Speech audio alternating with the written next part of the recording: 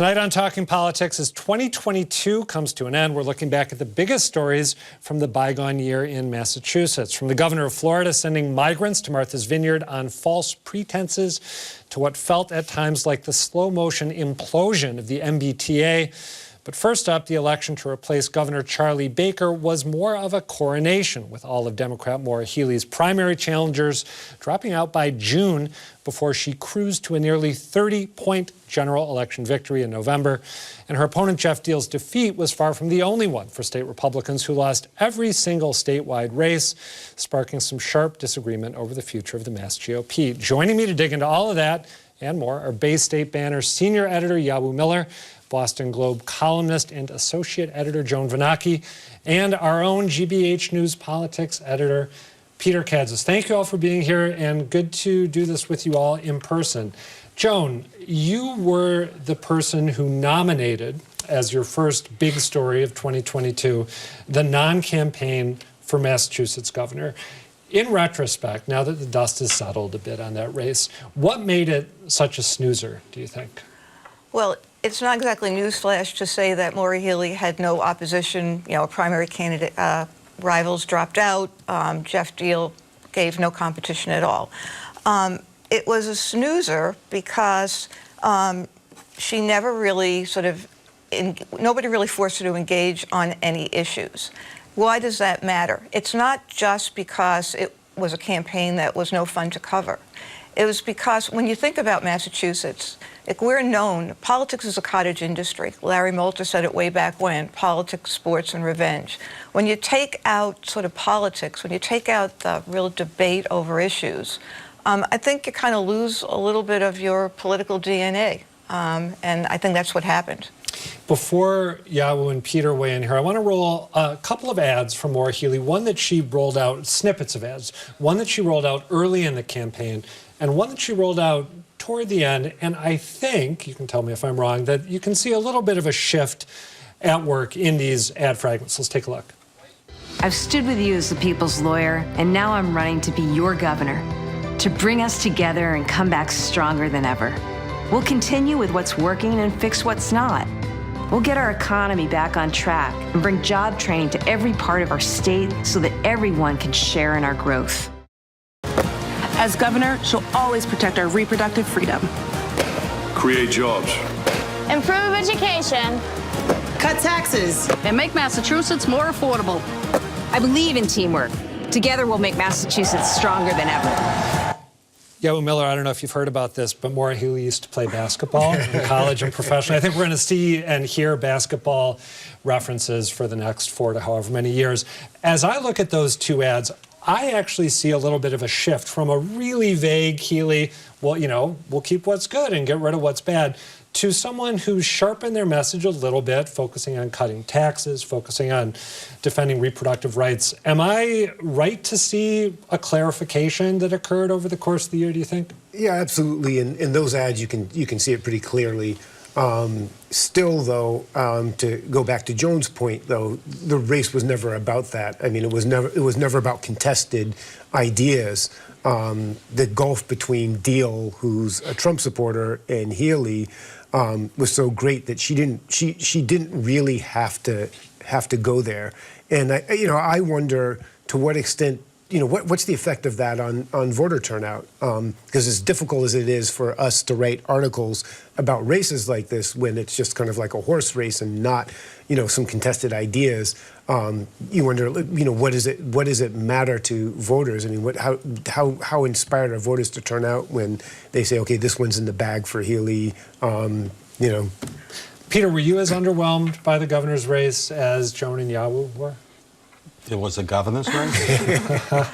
Yeah, I'm not that surprised. I mean, those particular ads, she went from being vaguely lefty to being vaguely centrist in the sort of message, the jobs, the education. With the second ad could have been a Charlie Baker ad. It's an undeniable fact that Charlie Baker has served as governor for 8 years with very high approval ratings, and she's trying to tap into that without becoming a prisoner of it. Let's not forget, she was elected as a lefty insurgent, a progressive insurgent. It's a sign of how much Massachusetts has changed in 8 years, that's in some ways a more centrist position. But, you know, she's keeping her options open. Yeah, she found herself in a lucky position, and she's exploiting it by, like Nixon did when he ran many years ago, saying nothing. Everyone who's upset about Peter Kadzis calling Maura Healey Nixonian, I want you to direct your emails to him. You know, you did not call her Nixonian. That's a really interesting comparison. What about calling her a lefty insurgent? I mean, that might be even more of an insult. Yeah. But I thought the first ad was almost a parody of a political ad, where you go out of your way not to say nothing about nothing. Yeah. The second one is a little bit tighter. As you point out, there's more of a message there. And as far as the Baker thing, well, they both play basketball, and that's what they have in common. And she is, I guess, trying to be Baker, and we shall see. You mentioned, Joan, as a distinct story, I think, from the non-campaign for governor, the demise of the Massachusetts GOP, near demise of the Mass GOP, as you put it, RIP, Mass GOP. Is that a distinct story from the non-race for governor that we've been talking about, or are they one and the same? Well, I think they're, I guess, one and the same, or, yeah, I mean, you couldn't have one without the other. Yeah. I mean, if you had a competitive Republican candidate, we would have had a more competitive race and a more, debate over issues. Like, not so long ago, Charlie Baker versus Martha Coakley. I mean, remember, he beat Coakley, but not by much. Charlie Baker versus Deval Patrick. Patrick won. I mean, he was a credible. Mitt Romney versus Shannon O'Brien. Those were real campaigns where Republicans and Democrats, brought, different issues, different personality, different personas to a race, and voters really had a choice. Absolutely lacking now, and where the Republican Party goes from here is a story to watch. Yeah, and Peter, where do you think the Republican Party is going to go? Because the party does seem to be at something of a low point when it comes to influence. I believe they lost ground in the legislature, as well as losing every statewide race. The chairman, Jim Lyons, seems to want to keep his job. He's going after fellow Massachusetts Republicans like RNC committeeman Ron Koppelman. What do you think is going to happen? Well, I mean, the money's gone from the Republican Party. The kind of campaign financing that Baker had, none of their statewide candidates had that. So the air's out of the tires. I mean, with Jim Lyons, it looks like they're going nowhere. Like they can't field a competitive candidate statewide. I almost feel sorry for them. I'm sorry, Peter, I jumped no, in there. No, we have time. Go, you go. No, I mean, I echo what Joan says. I mean, I hate to attribute big things to Trump, but Trump has polluted, destroyed, compromised everything he's touched. And I'm not sure there's enough people in the Republican Party who have the gumption to be not Charlie Baker Republicans, but to be what used to be Massachusetts Republicans, non-Trump Republicans. I mean, the Massachusetts Republican Party is in thrall. They're zombies to Trump. And on that note, Jim Lyons trekked down to Trump's home in Florida for the announcement of his next campaign. You were going to say you were going to express sympathy. I was going to stress a little sympathy. Not that I vote Republican or anything, or however, I'm a registered independent. But didn't two Republican candidates just lose by a vote, or at least one of them? A vote. Yeah. I mean, that's kind of sad that they can't even, hold onto a seat or win a seat. It used to be a party with a purpose and ideas in Massachusetts, and it's lost that. I think a lot of us, and this may surprise some people, Mass GOP diehards, but I think a lot of us who cover politics believe that there's a benefit civically if you have a couple parties pressing each other, again, forcing the kind of conversations that you said didn't occur in this election cycle, Joan. Yeah, well, I want to get your big story for 2022 on the table here. You nominated the passage of ballot questions 1 and 4. Why was that your choice? question one was decades in the making in many respects. That beginning in the early 1990s, you had successive Republican administrations that ushered through taxes with the cooperation and consent of the Democrat-led legislature. During the Weld years, it looked good, and then as soon as we hit a recession, all of a sudden billions of dollars are missing from the budget. And what ends up happening is, important state functions start getting cut. Things like the MBTA that require regular maintenance are suddenly no longer getting regular maintenance. And right now, we're seeing the effects of that with the MBTA. We're also seeing the effects of that with our public higher education system, where students are taking on incredible debt burdens to get an education in Massachusetts. So just to remind people, for anyone who might need the quick refresher, ballot question one is going to do what? It's going to raise, potentially more than $1 billion by taxing income over $1 million. You earn $1 million, that you pay the 5% rate. You earn $1.1 million, and on that next dollar, and every dollar thereafter, you're paying 9%. Now that you've given that summary, hold the thought. I want to roll, again, a snippet of an ad that was a yes on one ad, and then come back to you with a question. 99% of us won't pay a penny more. And question one raises $2 billion a year that the Constitution dedicates to public schools, colleges, and roads and bridges. Better schools and roads and a tax system that's fairer. Question one is a win-win for Massachusetts. So there we see the proponents giving a number that is somewhat debatable. As you said, some people think it's going to be closer to $1 billion rather than $2 billion. That same ad also says this is going to be enshrined in the Constitution. It doesn't mention that it's enshrined in the Constitution, but the money is going to be spent on those things subject to appropriation, which seems to give the legislature the ability to maybe not spend it on those things. Are you worried about that? It does give the legislature that ability, but I'll point this out. First of all, the legislature supported this through constitutional conventions, et cetera. They recently passed the Student Opportunity Act, which is dedicating hundreds of millions of dollars more to K through 12 education. I believe that they did this, that they committed to this increased spending on public education, knowing that these dollars are coming in, because at the same time, they're supporting this millionaire's tax. So I think that there's a strong incentive for the legislature to follow through, at least on the public education side, on the K through 12 side. I want to ask Joan and Peter if they share your optimism there. Do you expect the legislature to spend this big new source of revenue on the things that they're supposed to spend it on, Joan? I hope he's right. I mean, I tend to be skeptical about just about everything, so I'm skeptical about this too. And I really don't like tax policy being made by ballot question.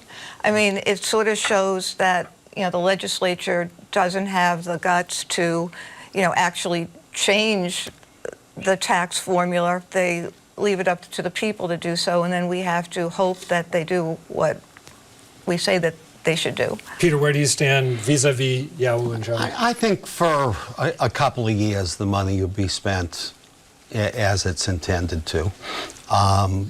Maybe longer, but I think for a couple of years. To me, it's a sign of the fecklessness of the legislature. We've got a $52.7 billion budget. Your expert from Tufts, I say yours Evan because Evan Horowitz, former Globe colleague of Jones, who's great, nonpartisan analysis of these questions. And his think tank at Tufts estimates that this will bring in $1.3 billion after rich people have found ways to avoid they'll move their money around, as rich people can do. That's a pretty small percentage of the state budget. As someone who in a previous life ran publications, and on occasion had to cut, 2 or 3% to keep something going. At first you'd moan and groan, but then you'd realize, this isn't that hard. It's a sign of the lack of seriousness of the Massachusetts legislature that this proposal was needed. We got to get to, go ahead. Yeah, just to reply to Peter, the lack of seriousness from the legislature. We also have an incoming governor who's, in her ad, pledged to cut taxes. But supported this. But supported this, yeah. They're saying one thing, but they recognize the need for additional revenue in the budget. Right now we're flush with cash, $52 billion in the budget, and there's ARPA funding, et cetera, in there. However, the next downturn in the economy, you're going to see that budget shrink, and as the budget shrinks, cuts are going to be made. And I think in order for the legislature to honor their commitment to K through 12 education, you're going to have something in the budget, like this millionaire's tax, like a stream of revenue that's relatively recession-proof. I want to hustle us to a little snippet of an ad from ballot question 4. You'll get the final word on that, and then we'll give Peter a chance to nominate his top story of the year. Let's look at how the question 4 proponents, this is the measure that is going to let some unauthorized immigrants get driver's licenses if they can show that they live in Massachusetts, show that they are who they say they are. Let's look at how the supporters pitched it. Yes on question 4 paves the way to fewer uninsured drivers and safer roads. Law enforcement officials across the state agree. Yes on question 4 protects our families. Put yourself in the driver's seat for road safety. Vote yes on question 4. Yawu, the backers really stressed support from law enforcement. They also said it'll make the roads safer, but when I spoke with Evan Horowitz, who Peter mentioned earlier, he said that there's evidence that there are fewer hit-and-run accidents in states that have implemented similar measures, which makes sense because people aren't running away because they're not afraid they're going to be found to be driving without insurance. But he also said it doesn't actually show that there are fewer accidents, that this safety claim may be a little overstated. You think that this one may have been oversold? I mean, I think that the motivation behind it and the way it's sold to voters are two different things. I think that one by a healthy measure. I think Massachusetts voters understand the immigration system is broken. At the same time, our economy depends on many of these workers who don't have papers. Every construction site, restaurants, grocery stores, healthcare facilities. If these people are unable to get to work, then it has profound effects on our economy. So it's complicated. And I think the voters sort of saw some of the nuance in there. But that's a good point, and I remember covering, again, talking about shifts, covering an event that was pushing this measure earlier on, and they were making the fairness argument. It was more about these people are part of our communities. They need to be able to live their lives fully without fear. They shifted over time, and it worked for them. Peter Kadzis, I believe the first story that you mentioned to me, and I like this one, it's nice and juicy and dramatic and soap operatic, was Boston Mayor Michelle Wu's vendetta, as you put it, against Andrea Campbell in the race for Attorney General. Vendetta is a loaded term, gets my blood pumping just uttering it here on camera. Why'd you use the term vendetta? It's an example of rhetorical overkill. So I should settle down a little bit? Settle down a little bit, but I got your attention, and that was my intention. I'm not saying this is personal, but I was really struck during the statewide election by the number of supporters of Kim Janey and Michelle Wu. And I don't mean rank and file supporters like our next door neighbors or something. I mean politically sophisticated or active supporters, especially of Kim Janey, who more or less would say, this young woman hasn't paid her dues. They're very condescending being Andrea Campbell. About Andrea Campbell, and there's tension there. As you know, so far, based on what's happened, I'm enjoying showing clips of ads. I want to show a clip of a Shannon Liss-Reardon ad in which Michelle Wu's endorsement of her shortly before the primary played a prominent role. Let's take a look. I am the lawyer who will put money back in people's pockets and protect our rights and our planet. It would be an honor to be your lawyer, and I won't let you down. I'm Shannon Liss-Reardon, and I ask for your vote for Attorney General on September 6th. You know, I'm struck in that ad, that portion of the ad. You see Kim Janey next to them very briefly, and then she's out of the frame, and you've got Elizabeth Warren and Michelle Wu. I remember, it might have been when I read a column you wrote about this, Joan, thinking, wait a minute, everyone's saying Michelle Wu is out to get Andrea Campbell. Maybe she's just closer to Shannon Liss-Reardon on policy matters. Michelle Wu's a little more progressive than Andrea Campbell. Isn't that what's going on here? So what do you think? Is it a vendetta like Peter says? Is it much ado about nothing, like I'm intimating something else? Sports, politics, and revenge. I mean, I think there was a revenge element to it.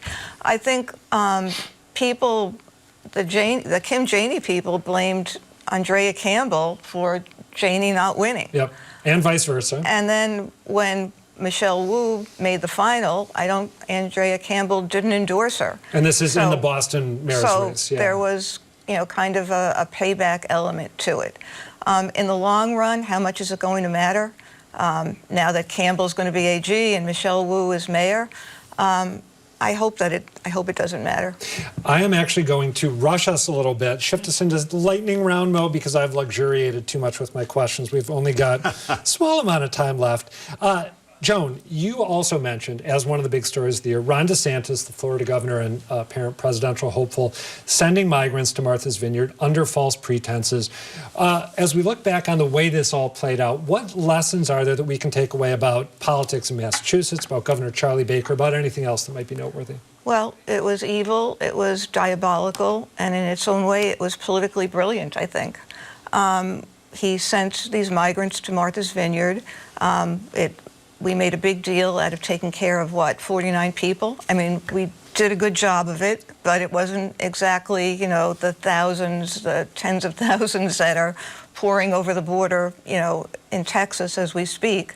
Not tens of thousands, but I think it's a lot more. It's a when lot. You're actually on the border. And I don't know if any of them are still in Martha's Vineyard. I doubt it. I think they've been dispersed.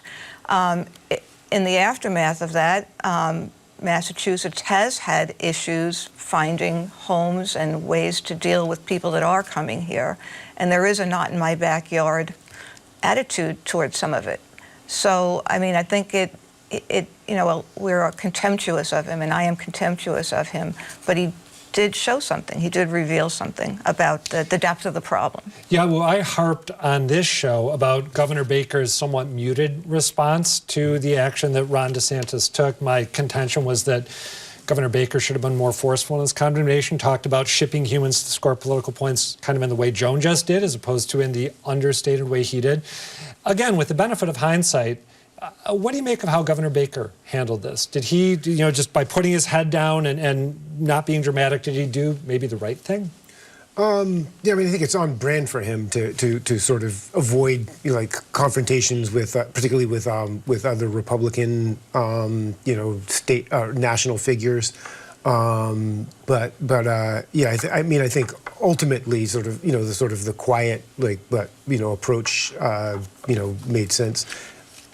And you know, it's in keeping with Massachusetts values. Like, I think that Baker understands that he's a Republican governor in a Democratic state. All right, Peter, last word on this, and then I want to ask you about another one of your stories. Here's the hypocrisy. A few weeks later, Baker proposes more money for temporary shelters for migrants who were stranded in Massachusetts, and the Democratic legislature is holding it up.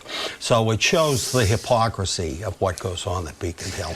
Let's talk about another Baker-related matter. Peter, you mentioned MBTA dysfunction as one of your top stories of 2022. So much went wrong that it's hard to summarize it here. There were derailments, people jumping out of trains into the river, fatal accidents, a near federal takeover. You're a longtime Bostonian. Has the system ever been as bad before as it got this year? No.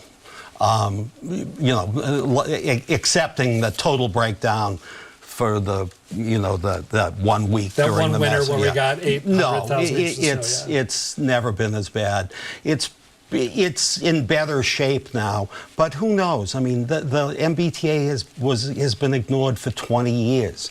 I think the only good to come out of this is there is now widespread understanding that this is a huge problem that has to be addressed. Big job for Maura Healey moving forward. Very big. Yeah, well, I want to put you on the spot and ask you about a topic which none of you suggested as a story of the year. It was not on my radar either. And then our producer, Jen Sifferlin, said, hey, you should probably talk about this. And that is all the human misery that is still very much on display at Mass and Cass in Boston, even though Michelle Wu started out the year trying to clear some of what was happening, provide services to the people there. Do you think that, given that none of you mentioned it, given that it didn't occur to me as the story of the year, have we as a society maybe reached a point where we've just kind of told ourselves that Mass and Cass isn't going to be fixed and this is the way things are going to be moving forward?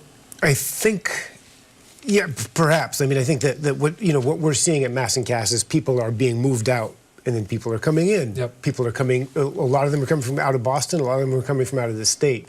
That we as a society, since the opiate crisis came and the face of addiction turned from black and Latino to white, we've decided we're not going to criminalize this, that we're going to take care of people, we're going to get people treatment.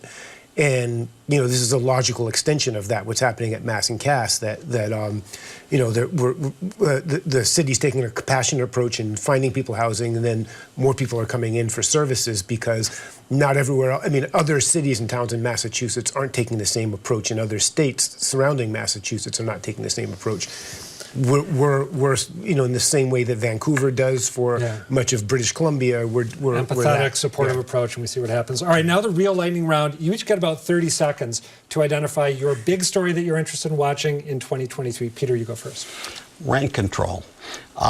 Michelle Wu is going to, as I predict, will sign a home rule petition sending the issue of rent control for Boston to the legislature. This is very important for Boston, and it'll be a bellwether for what happens across the state, because the governor, the incoming Governor Healey, has used Baker-esque rhetoric and said it should be up to localities. So to me, rent control is something to keep an eye on. Excellent choice. Joan Vennochi, what's yours? Well, I'm going to stick with Maura Healey, and looking forward to seeing, how she governs and, just sort of her personality as governor, what her priorities are, and also her relationship with Michelle Wu and how that plays out. I think that'll be really interesting to watch. I was at the press conference last week when they both appeared at City Hall and neither one said anything. Yeah. So I look forward to hearing what they have to say, and I also look forward to what it's like for Charlie Baker when he's no longer the tallest person in the room as head of the NCAA. He is a tall guy. All right, Yawu, really quickly, you got about 20 seconds. I was going to say what Joan said, but I'm going to say the economy then.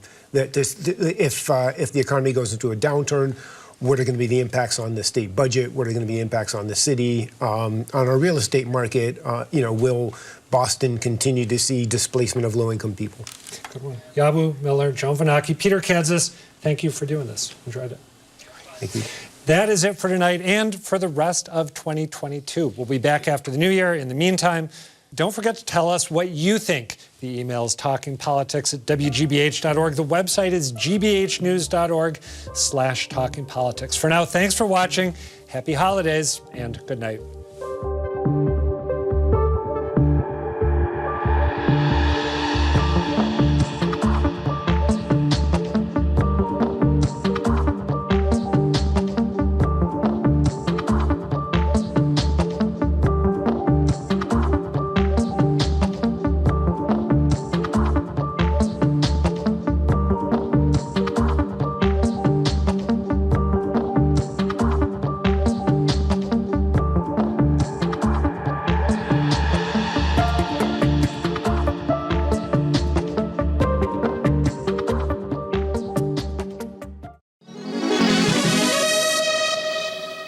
It's critically important to remember